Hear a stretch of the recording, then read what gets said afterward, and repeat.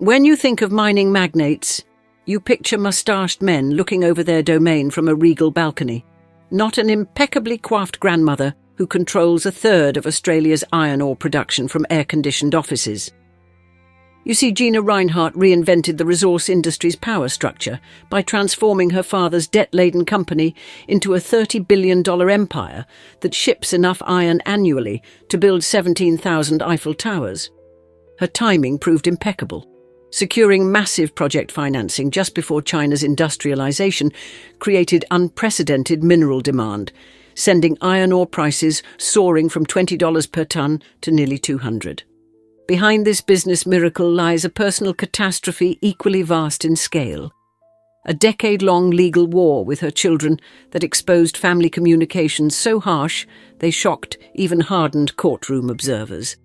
In today's episode of Old Money Allure, we explore how Australia's richest woman built an unparalleled fortune while simultaneously conducting the nation's most expensive and public family destruction. The $25 billion heiress whose children took her to court, the Gina Rinehart saga.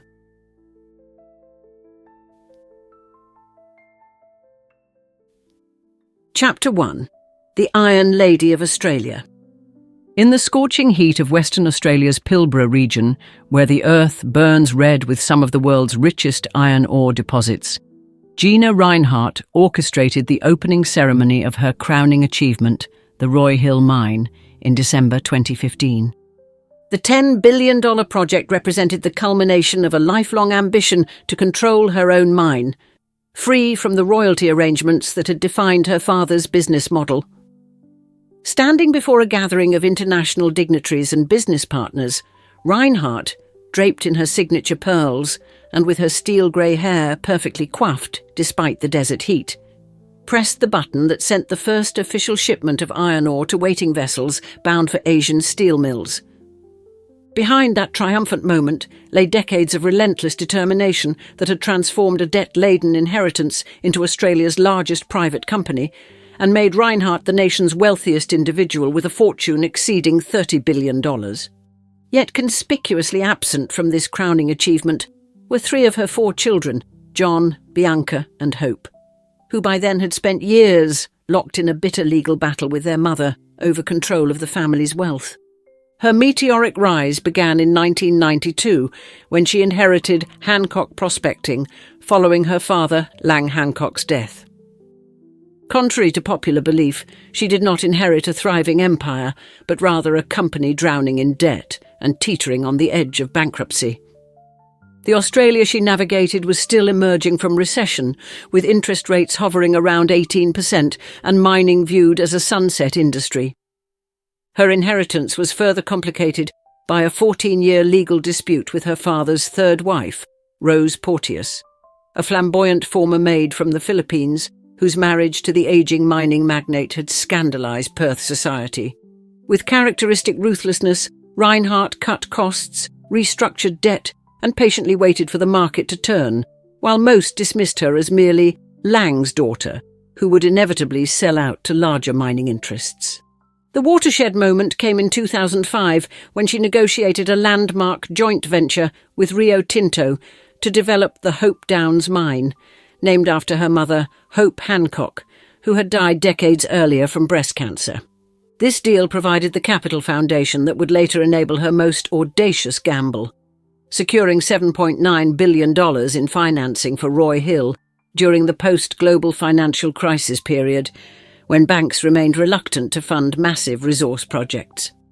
Her timing proved impeccable, coinciding with China's explosive industrialization that sent iron ore prices soaring from $20 per tonne to nearly $200 at their peak. This market surge transformed Hancock Prospecting's balance sheet and catapulted Rinehart into the ranks of the global super-rich, briefly making her the world's wealthiest woman in 2012. With newfound capital, she diversified aggressively, acquiring Australia's largest cattle empire, strategic media stakes, and extensive property holdings across the continent. She leveraged her growing influence to become a formidable political force, funding climate change skepticism and campaigning against mining taxes with the infamous slogan, "Axe the Tax." Her uncompromising personality, forged in the hardscrabble male-dominated world of Australian mining, earned her both fervent admirers who celebrated her as a self-made businesswoman and vehement critics, who characterised her as ruthlessly exploiting her inheritance and Australia's natural resources. Yet even as her business empire reached unprecedented heights, fracture lines were forming within her most personal legacy: her family. The same iron will that had built a $30 billion fortune was about to collide with the ambitions and expectations of her children in what would become Australia's most expensive and public family feud.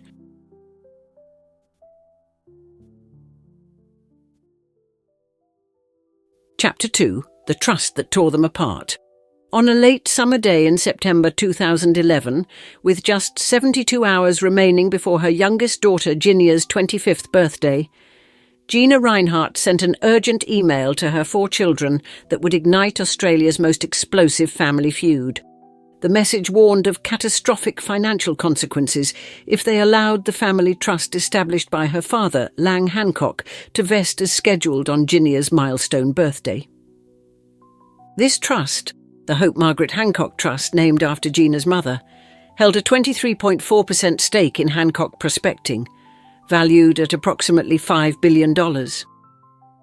According to the trust deed created in 1988, Gina's 4 children would gain control of this substantial portion of the family empire when Gina reached 25, an arrangement that had been communicated to the children for years. But in her 11th hour correspondence, Rinehart claimed newly discovered capital gains tax implications would bankrupt her children if the trust vested as planned. Her proposed solution was dramatic, extending the vesting date to 2068, effectively maintaining her control over the assets until her children would be in their 80s and 90s. What might have appeared as maternal protection against tax liabilities was interpreted by 3 of her 4 children as something entirely different: a calculated move to maintain her iron grip on the family fortune. Within 24 hours, her eldest son, John Hancock, eldest daughter, Bianca Rinehart, and middle daughter, Hope Welker, had filed emergency legal proceedings to block their mother's unilateral extension of the trust. Only Gina, the youngest at 25, remained loyal to her mother's position, creating a family schism that would play out across Australian media for the next decade. Court documents later revealed that the 3 plaintiff children had learned of the extension just 3 days before the trust was set to vest, despite Gina having been aware of the changes for weeks, indicating selective communication from their mother. The lawsuit thrust the intensely private Rinehart family into the glaring spotlight of public scrutiny, exposing personal correspondence and laying bare the dysfunctional dynamics of Australia's wealthiest household. Rinehart's immediate response was to invoke confidentiality clauses that her children had signed, arguing the dispute must be handled through private arbitration rather than public courts. When these efforts failed, she sought suppression orders to prevent media coverage, arguing that publicity would damage the commercial interests of Hancock Prospecting and endanger family members. Her attempts to shield the proceedings from public view were ultimately rejected by both the New South Wales Supreme Court and later the High Court of Australia, cementing the dispute's status as public spectacle. As court documents became accessible, Australians gained unprecedented insight into the relationships within the Rinehart family, with Gina describing her children in email communications as having holidaying lifestyles and lacking the requisite capacity or skill to manage the family's assets. Her children countered with allegations that she had engaged in deceptive, manipulative, and disgraceful conduct by changing the vesting date without proper consultation or consent. At stake beyond control of the 23.4% stake was approximately $500 million in unpaid dividends allegedly owed to the trust, according to later court filings. The battle lines were now clearly drawn, Gina and Gina on one side, with John, Bianca and Hope on the other, in a conflict that would eventually engulf multiple courts, generate thousands of pages of legal documents, and cost tens of millions in legal fees. What began as a dispute over trust arrangements had evolved into something far deeper. A referendum on Gina Rinehart's character, her children's capabilities, and the fundamental question of who deserved control over one of Australia's greatest fortunes. Chapter 3: Courtroom Battles and Family Fractures. The Rinehart dispute unfolded across Australian courtrooms, like a Shakespearean drama of wealth and betrayal, with each legal manoeuvre revealing new dimensions of family dysfunction. From September 2011 through October 2013, Gina Rinehart deployed every legal strategy available to have the case dismissed or moved to private arbitration. Her legal team filed motion after motion, arguing jurisdictional issues, questioning claim validity, and repeatedly asserting that publicity posed security risks to family members. Each court rejection pushed the family further into the public spotlight, transforming a private dispute into a national obsession that dominated conversations across Australia. The legal proceedings exposed Gina's harsh parenting style, with court documents revealing her tendency to exert financial control over her offspring well into adulthood. Evidence showed she had placed her children on allowances that could be withdrawn if they failed to meet her expectations, creating a dynamic of dependency extending far beyond childhood. Her communications, entered as court evidence, oscillated between maternal concern and biting criticism, often suggesting they lacked the work ethic and business acumen to be trusted with significant wealth. In one revealing email, she advised them to start focusing on earning some proper money yourselves, even if it means that you have to go to work like everyone else. The plaintiff's unity fractured in March 2013, when Hope Welker withdrew from the litigation after reaching a settlement with her mother. Court documents suggested Hope had been experiencing financial difficulties following her divorce and had received approximately $25 million to exit the proceedings. Just days before a scheduled trial in October 2013 that would have required Gina to testify under oath about her trust management, she unexpectedly announced her resignation as trustee. This tactical retreat avoided potentially damaging cross-examination while creating a new question. Who should replace her?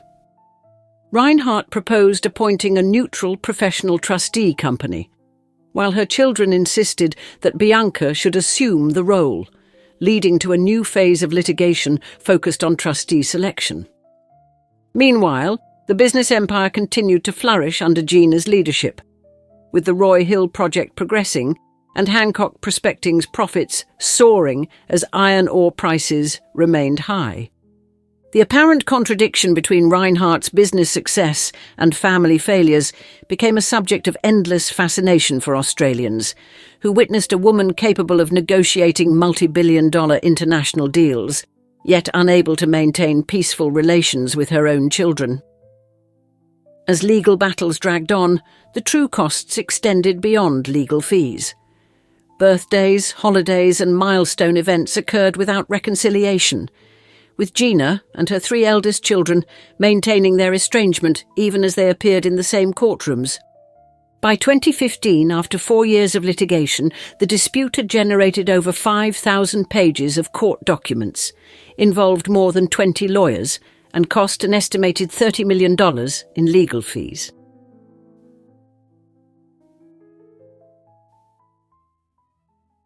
Chapter 4: The Verdict and its Aftermath.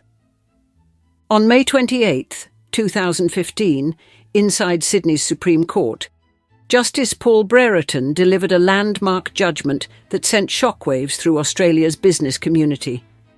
After nearly 4 years of bitter litigation, the court appointed Bianca Rinehart as the new trustee of the Hope Margaret Hancock Trust, effectively transferring control of billions in assets from mother to daughter. Justice Brereton's decision was scathing in its assessment of Gina Rinehart's conduct as trustee, finding she had gone to extraordinary lengths to maintain control and had exerted enormous pressure and great influence on her children. In his 61-page judgment, he described Bianca as better suited than any other person to manage the trust, noting her independence and capability despite her mother's sustained attempts to characterise her as unsuitable. The ruling represented a profound defeat for Australia's richest person, who had deployed vast resources and Australia's top legal talent to maintain exclusive control over the family's assets. Despite maintaining her 76.6% direct ownership of Hancock Prospecting, Rinehart had lost authority over the significant minority stake held by the trust, creating a new power dynamic within the company she had dominated for decades.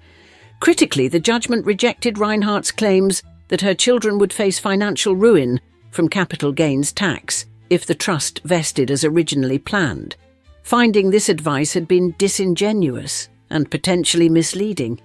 The victory for Bianca and John was Pyrrhic. They had secured control of the trust, but permanently fractured their relationship with their mother and younger sister, Gina. Bianca assumed her role as trustee, facing the monumental task of managing a multi-billion-dollar stake in one of Australia's largest private companies, while being estranged from its controlling shareholder. Following the verdict, Hancock Prospecting emphasised that the judgment concerned only the trustee role and didn't affect Gina Rinehart's position as executive chairman or the company's day-to-day operations. Behind this messaging lay the reality that corporate meetings would now involve family members who had spent years making damaging allegations against each other in public courts. The aftermath brought little reconciliation as Bianca and John launched further legal actions seeking access to financial records and pursuing claims that Hancock Prospecting had failed to pay appropriate dividends to the trust. Hope Welker remained in New York, having settled with her mother, but maintaining relationships with her siblings, while Gina continued working closely with her mother as her eventual successor. Despite the family division, the company's success continued unabated, with the Roy Hill mine shipping its first commercial iron ore in December 2015, just months after the verdict. For the broader business community, the saga established significant legal precedents regarding trust governance, highlighting the court's willingness to intervene when trustees breach their fiduciary duties, regardless of wealth or influence. The case served as a cautionary tale about transparent succession planning in family businesses, with many wealthy families subsequently reviewing their governance structures to avoid similar disputes. By 2016, 5 years after litigation began, public fascination with the Rinehart family had somewhat diminished. Yet legal proceedings continued as Bianca and John pursued claims related to historic trust management. Chapter 5. Legacy of Division. Today, more than a decade after the trust dispute erupted, Gina Rinehart remains Australia's wealthiest person, with a fortune of approximately $30 billion, depending on iron ore prices. Her company, Hancock Prospecting, continues to thrive, with the Roy Hill mine alone delivering $3.2 billion in profit for the 2024 financial year and shipping a record 64 million tonnes of iron ore globally. Her mining empire has expanded into agriculture, now controlling vast Australian farmland and over 300,000 head of cattle, while strategic investments in rare earth companies position her business for the energy transition despite her public questioning of climate science. Rinehart has become a significant political force as one of Australia's largest donors, advocating for lower taxes and more conservative policies, evident after the 2024 federal election when she criticised the Liberal Party for not adopting positions aligned with her worldview. At 70, she maintains extraordinary control over her business with a punishing work schedule beginning before dawn, while her public image remains polarised between admiration for business achievements and criticism of her approach to environmental issues and family relationships. The family remains deeply divided with no signs of reconciliation. John Hancock lives primarily in the UK. Bianca manages the family trust amid ongoing legal challenges. Hope Welker continues her life in New York with some sibling contact, while Gina works within the family business in her mother's camp. Legal proceedings continue in various forms, including John and Bianca's action, claiming a 50% stake in the Hope Downs mines, based on agreements dating to their grandfather Lang Hancock's partnership with Peter Wright. For corporate governance experts, the Rinehart case exemplifies how not to manage succession planning, influencing how wealthy Australian families approach inheritance, with advisors frequently citing the dispute when counselling clients. Beyond Australia, the saga reminds us that extreme wealth cannot overcome fundamental challenges around family dynamics and communication. Her business legacy is secure, transforming a struggling company into an empire through determination and strategic vision in one of the world's most challenging industries. Her personal legacy remains complicated, defined as much by lost family relationships as by her fortune, raising profound questions about the true cost of extraordinary success. When future historians chronicle the Rinehart saga, they'll likely note the irony that a woman who mastered global mining finance was ultimately unable to navigate the more delicate terrain of family relationships. And now I'd love to see you in the comments. Were you familiar with Gina Rinehart's story? And do you think her incredible business success was worth the personal cost of her shattered family relationships? I'll see you below, and thanks for joining me for another episode.